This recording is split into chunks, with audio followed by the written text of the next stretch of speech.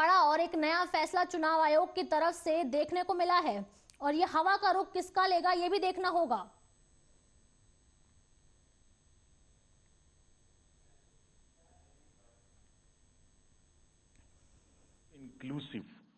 Inclusive in the sense 85 plus जितने voters हैं उनके हम घर जाके वोट लेने के लिए तैयार हैं।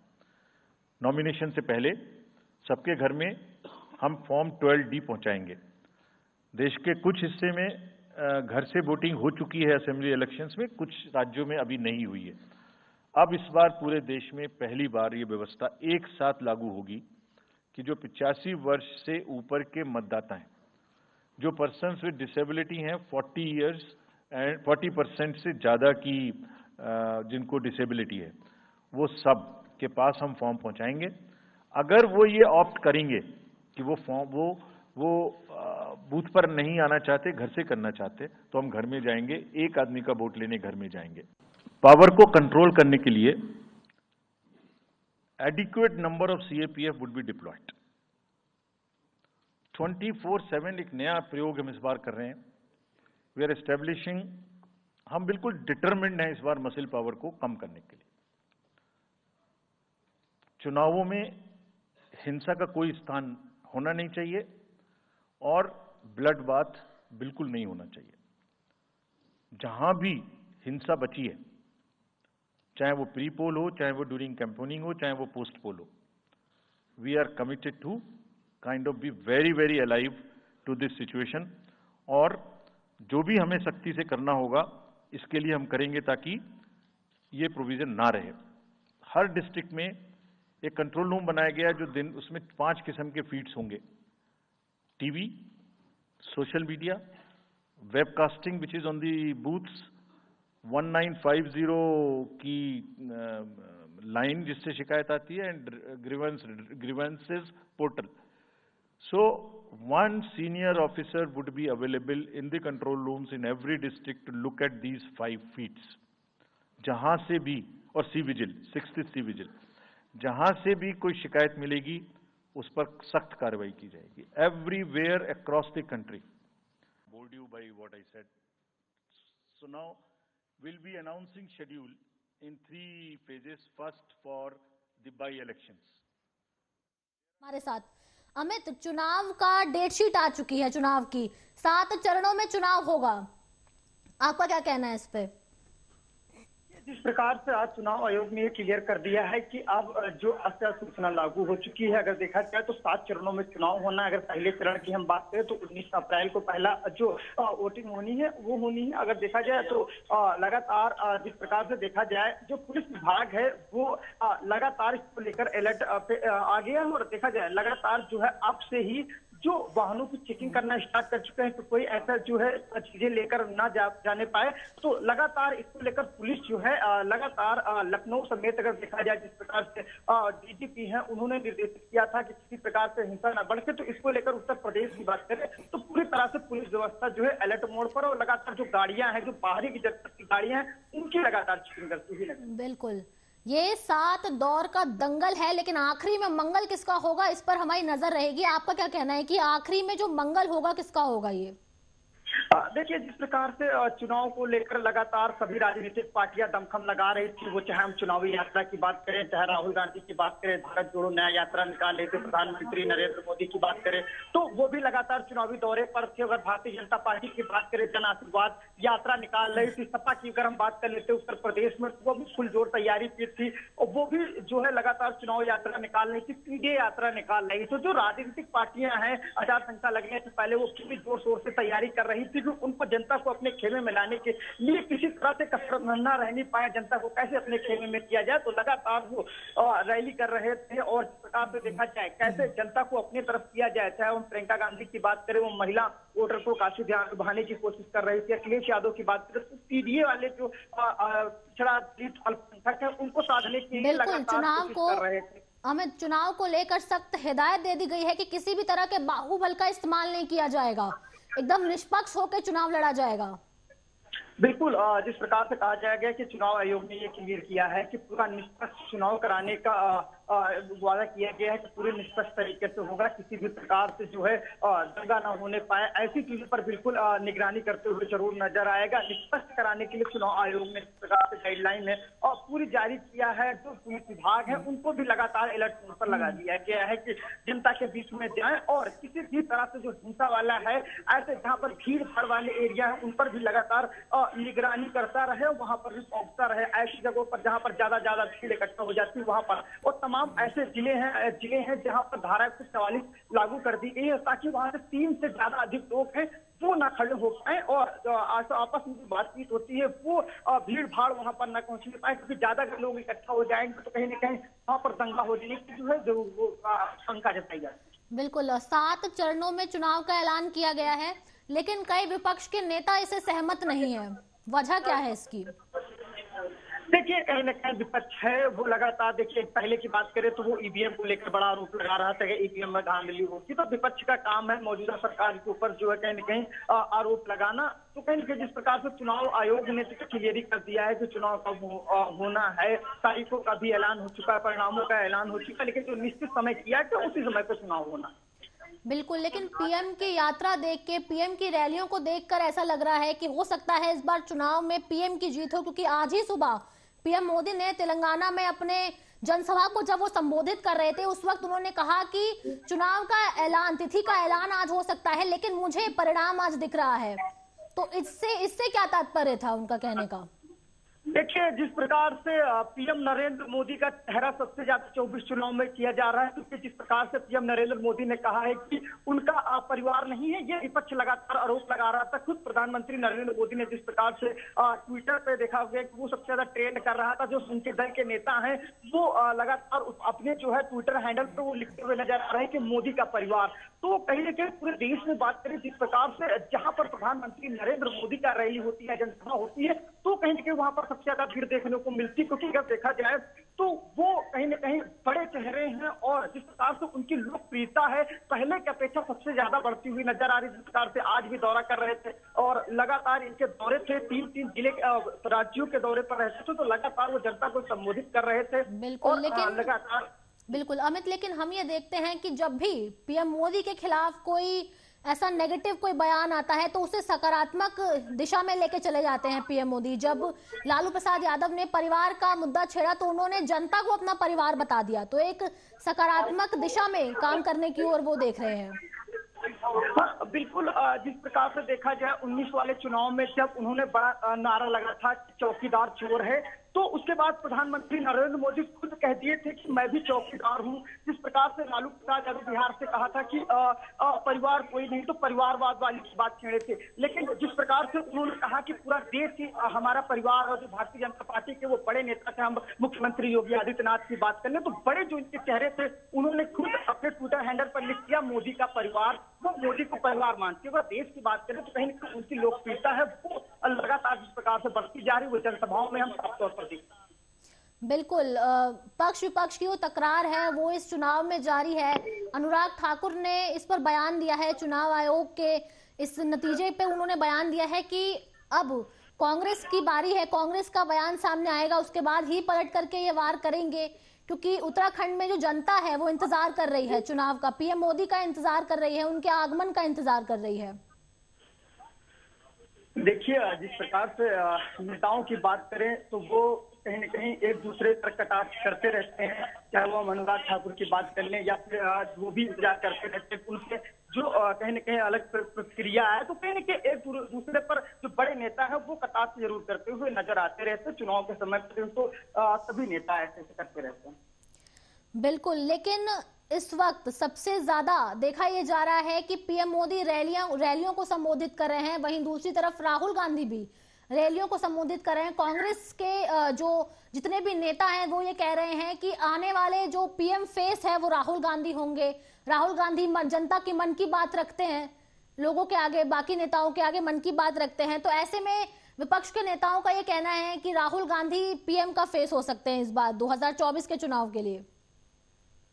हाँ, देखिए जिस प्रकार से देखा जाए महागठबंधन बनाया गया था, महागठबंधन में तमाम दल एक होकर लड़े। बीच में गठबंधन की बात करें, गठबंधन अलग हो चुका था, लेकिन उसमें बात करें तो जिस प्रकार से राहुल गांधी लगातार यात्रा निकाल रहे थे, चाहे उत्तर प्रदेश की बात करें, हाल ही में जो उनकी यात्रा उत्तर प्रदेश पहुंची थी, लेकिन गठबंधन की बात करें तो गठबंधन में अभी कौन प्रधानमंत्री बनेगा ये क्लियर नहीं हो पाया है। लेकिन उन्होंने कहा था कि पहले चुनाव होने दीजिए, उसके बाद प्रधानमंत्री का कौन चेहरा होगा वो क्लियर करेंगे। लेकिन यहाँ ये है एक सेकंड, एक मिनट, लेकिन यहाँ किस गठबंधन की बात हो रही है, जब गठबंधन से, उनके गठबंधन से ही कई नेताओं ने अपने पैर पीछे खिसका लिए हैं, या फिर राहुल गांधी की यात्रा खत्म होने के बाद ही कई नेताओं ने कांग्रेस पद से ही इस्तीफा देके बीजेपी में एंट्री ले ली है।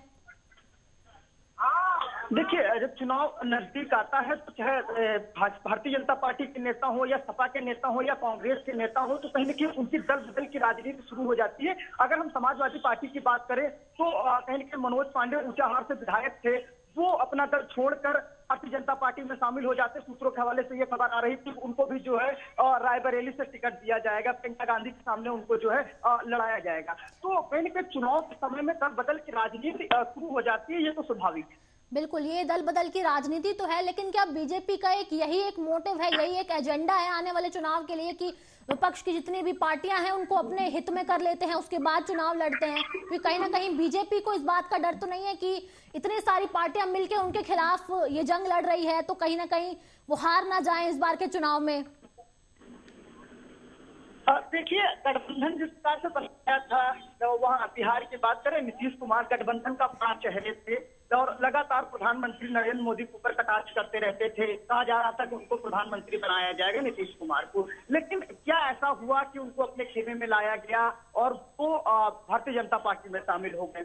लेकिन बड़े नेताओं की बात करें, जिस प्रकार से लगातार पाला बदलते रहते हैं, एक दूसरे पर कटाक्ष करते रहते हैं। भारतीय जनता पार्टी की बात करें तो वो भी लगातार जिस प्रकार से देखा जाए तमाम बड़े नेता हैं, चाहे उनकी बात करें तो वो अपने खेमे में कैसे लाया जाए उसका लगातार हथकंडा वो अपनाते रहते हैं। बड़े चेहरों को उनकी नजर रहती है कि इनको अपने खेमे में कैसे लाया जाए, हर प्रकार से उनको अपने खेमे में लाने की पूरी तैयारी करते। चाहे उत्तर प्रदेश की बात करें, तमाम बड़े चेहरे जो हैं वो कहीं न कहीं समाजवादी पार्टी में थे, अब वो कहीं न कहीं भारतीय जनता पार्टी में शामिल हो। बिल्कुल पिछली बार की, लेकिन पिछली बार की तुलना में चुनाव आयोग इस बार भी 7 चरणों में चुनाव कर रही है, वक्त ज्यादा लंबा लिया है, वजह क्या है इसकी? देखिए जिस प्रकार से जो वोटरों की संख्या भी जो है लगातार बढ़ती जा रही है, उनकी भी संख्या है। अगर नए वोटरों की संख्या की बात करें तो वो भी लगातार बढ़ रही है, क्योंकि एक ही चरण में पहली बार हुआ था, तो संख्या जो लगातार बढ़ती जा रही है, इसको देखते हुए कहीं न कहीं 7 चरण में चुनाव कराया जा रहा है। जो संख्या है वो लगातार बढ़ती हुई जा रही है। अगर देश की बात करें तो जनसंख्या भी लगातार बढ़ती जा रही है, 7 चरण में चुनाव कराया जा रहा है। पर मुझे ऐसा क्या लगता है कि विपक्ष के लोगों को काफी परेशानी है इसमें, इस चुनाव आयोग के निर्णय से, क्योंकि कई बोल रहे हैं कि पक्षपात किया जा रहा है हमारे साथ। देखिए पक्षपात की तो राजनीति तो शुरू हो जाती है, क्योंकि विपक्ष में बैठा हर वो बड़े दलों को, चाहे भारतीय जनता पार्टी को, उन पर आरोप लगाता रहता है, तो विपक्ष की राजनीति भी शुरू हो जाती है। लेकिन आरोप की बात करें, क्योंकि जिस प्रकार चुनाव आयोग ने गाइडलाइन जारी किया है कब चुनाव होना है, वो तो निर्धारित समय पर चुनाव होना है, क्योंकि 7 चरणों में चुनाव होने तो क्लियर। बिल्कुल, तो इस बार ऐसा हो सकता है कि मोदी को 400 पार मिल सके या मोदी 400 पार कर सके इस बार? देखिए जिस प्रकार से भारतीय जनता पार्टी लगातार जनता के बीच में जा रही है और कहीं न कहीं अपना जो पासा है वो खेलने का काम कर रही है, अपना कड़ाचौल लगातार जनता के बीच में जा रही है, और वो अपना आंकड़ा है कि वो 400 पार जाएंगे। वो जनता को किस तरह से अपने खेमे में लाएंगे, लगातार वो चुनावी रैली की बात करें तो वो कर रहे थे, वहां पर जनता को बड़ी सौगातें देने का काम कर रहे थे। अगर योगी आदित्यनाथ की बात करें, कहने से उनकी भी जो है प्रदेश में और अन्य राज्यों में लोकप्रियता बढ़ती जा रही है, तो कहीं न कहीं यूपी मॉडल पूरे देश में बनाने की बात कर रहे थे, तो कहीं न कहीं जनता जो है इनके कामों से जरूर खुश होती हुई जरूर नजर आ रहे हैं। जिस प्रकार से जो वादे किए थे वो भी वादे करते हुए नजर आ गए, क्योंकि देखा जाए चुनाव से पहले राम मंदिर का मुद्दा है वो सबसे ज्यादा उठता जा रहा है, तो कहीं न कहीं राम मंदिर का जरूर मुद्दा 24 में भारतीय जनता पार्टी के लिए सफलता के लिए जरूर लेकर जाएगा। बिल्कुल, ये चुनाव आयोग के जो ऐलान है, जो 7 चरणों में चुनाव होगा, इसके बाद सीएम धामी की भी टिप्पणी सामने आई है। उन्होंने बोला है कि उत्तराखंड पीएम मोदी का बहुत स्वागत करता है, वो आगमन कर रहे हैं वो लोग पीएम मोदी का, और साथ ही उन्होंने ये भी कहा है कि बीजेपी पूर्ण बहुमत से जीतेगी, ऐसा दावा किया है उन्होंने। बिल्कुल, जिस प्रकार से देखा जाए, हालांकि अभी कुछ वक्त पहले ही उत्तराखंड में एक उठापटक देखी गई है राजनीति में, उसके बाद ही उन्होंने ये बयान दिया कि पूर्ण बहुमत के साथ बीजेपी आएगी। देखिए, भारतीय जनता पार्टी सभी राज्यों में पुरजोर लड़ाई लड़ने के तैयार है और हर राज्यों को साधने के लिए वो प्रधानमंत्री नरेंद्र मोदी वहां के दौरे पर पहुंचते थे और जनता को अपने खेमे में लाया जाए। और 400 पार का जो आंकड़ा है, कहीं न कहीं भारतीय जनता पार्टी के 24 चुनाव में जरूर साबित होगी, क्योंकि जनता को अपने खेमे में लाने के लिए जनता को जिस प्रकार से उन्होंने काम किया है, तो कहीं न कहीं भारतीय जनता पार्टी के लिए 24 चुनाव जरूर सफलता के करीब लेके जरूर जाएगा। लेकिन ये आने वाला वक्त ही बताएगा कि कौन 2024 की गद्दी पर बैठता है, कौन प्रधानमंत्री बनता है। बिल्कुल, लेकिन कई विपक्ष के नेता ऐसा कहते हैं कि 10 साल के राज से इस बार जनता को छुटकारा मिलेगा, क्योंकि राहुल गांधी एक ऐसे नेता हैं जो मुखर होकर अपनी बातों को रखते हैं, जनता की समस्याओं को रखते हैं। देखिए, जब राजनीतिक पार्टी में कोई सत्ता में बैठा होता है तो कहने के विपक्ष जो है वो लगातार जमीनी मुद्दे उठाने का काम करता है। लेकिन राहुल गांधी की बात करें तो कहने कहीं जिस प्रकार से यात्रा अपनी निकाल रहे थे, सभी लोगों से मिल रहे थे, जहां जा रहे थे, जो वहां पर चाहे दलित, छड़ा, अल्पसंख्यक सभी लोगों से मिल रहे थे, दर्द अपना बताने का कोशिश कर रहे थे, उनके पास जाने का कोशिश कर रहे थे। तो राहुल गांधी की जिस प्रकार से रैली है, कहीं ना कहीं हाँ, ये भारतीय जनता पार्टी के लिए इनकी रैली जो है वो जरूर चुनौती खड़ी करती हुई नजर आएगी, क्योंकि जिस प्रकार से राहुल गांधी के रैली में भीड़ देखने को मिल रही थी, तो कहीं ना कहीं हाँ, भारतीय जनता पार्टी के लिए दिक्कतों का सामना करना पड़ सकता है राहुल गांधी से। लेकिन इससे देखा जाए, कहीं ना कहीं जिस प्रकार से उनके बयानों की बात करें, जैसे उनके बयान आते हैं, कहीं तो वो तोड़ मरोड़ के दिखाए जाते हैं, तो कहीं ना कहीं राहुल गांधी या फिर इनकी और देखा जाए जिस प्रकार से भारतीय जनता पार्टी के जो मेन चेहरे हैं वो प्रधानमंत्री नरेंद्र मोदी, कांग्रेस की बात करें तो राहुल गांधी के कांग्रेस के बड़े चेहरे हैं, लगातार इनको लेकर लड़ाई हो रही है और पक्ष विपक्ष की राजनीति एक दूसरे से करते हुए। बिल्कुल, चलिए चुनाव का तो एक तरफ है, लेकिन इस बार की सबसे बड़ी बात है कि विधानसभा जम्मू कश्मीर में होंगे। जम्मू कश्मीर में पहले 370 हटाया गया, पीएम मोदी ने 370 को हटाया, उसके बाद से अब वहां विधानसभा के चुनाव होने का भी इन्होंने बोला है। देखिए, भारतीय जनता पार्टी ने जिस प्रकार से धारा 370 हटाने की बात की थी, धारा 370 हटी, लेकिन कहीं न कहीं वहां पर अब चुनाव होगा। चाहे कि प्रधानमंत्री नरेंद्र मोदी भी हाल ही में वहां के दौरे पर गए थे, जनता को संबोधित करने का काम किया था, लेकिन जो वादा है वो करके दिखाया है कि अब वहां पर हज की वो नागरिक वहां पर शासन लागू, तो कहीं ना कहीं इसका भी असर 24 में जरूर भारतीय जनता पार्टी को या फिर प्रधानमंत्री नरेंद्र मोदी को वहां पर देखने को मिलेगा। जनता जरूर नीचे जाने का। बिल्कुल, वहां की जनता के लिए बहुत बड़ी बात है, उनको एक आतंकवाद से मुक्ति मिली है और चुनाव के बाद, विधानसभा के चुनाव के बाद एक कहते हैं ना कि एक राहत भरी सांस वहां की जनता लेगी। बिल्कुल, जिस प्रकार से देखा जाए, धारा 370 के हटने के बाद कहीं न कहीं वहां की जनता को लिए बड़ी सौगातें देने का काम किए थे, चाहे तमाम बात करें तो। लेकिन जनता की बात करें तो कहीं न कहीं प्रधानमंत्री नरेंद्र मोदी की जो धारा 370 हटाने के बाद वहां पर जरूर जनता जो है उनके खेमे में जाने का।